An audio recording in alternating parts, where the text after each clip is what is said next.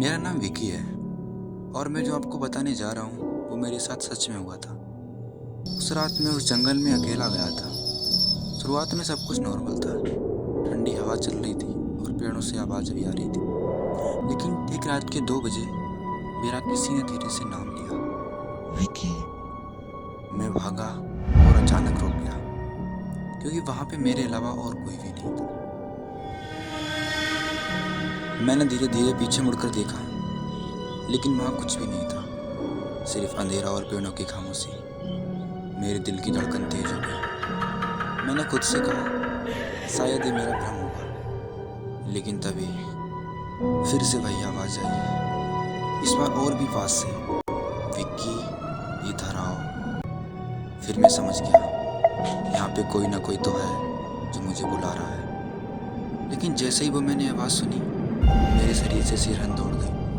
वो आवाज़ मेरी माँ की थी, लेकिन मेरे दिमाग ने तुरंत सोचा, ये इम्पॉसिबल है, मेरी माँ यहाँ कैसे हो सकती है। लेकिन दिल कह रहा था माँ है। मैं धीरे धीरे उस दिशा की ओर बढ़ता रहा जिस दिशा से वो आवाज़ आ रही थी।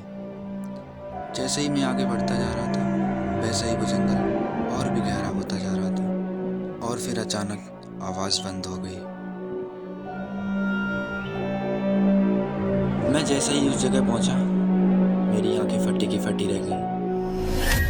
जमीन की चारों तरफ हड्डियां पड़ी थी, कुछ इंसानों की, कुछ जानवरों की।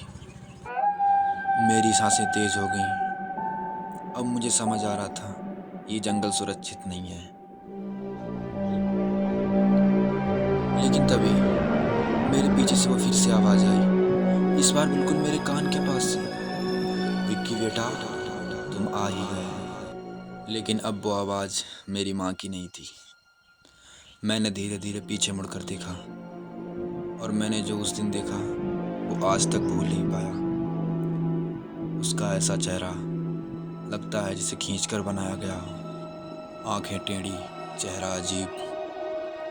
वो धीरे धीरे मेरे पास आया और मेरे पास आके बोला, विक्की बेटा, मैं तुम्हारी माँ हूँ। अब मुझे समझ आ गया था, वो कोई इंसान नहीं था। मैं डर के मारे पीछे हटने लगा। वो चीज़ धीरे धीरे मेरे पीछे ही बढ़ रही थी। उसने मेरा बहुत दूर तक पीछा किया। मैं मुड़ा और पूरी ताकत से भागने लगा। पीछे से वो आवाज़ गूंज रही थी, विक्की भाग क्यों रहे हो, भाग क्यों रहे हो। और अचानक फिर सब अंधेरा हो गया।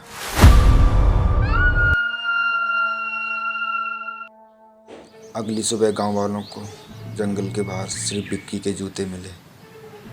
लेकिन ठीक रात के 2 बजे अभी भी उस जंगल से यही आवाज़ आती है, माँ मुझे बचा।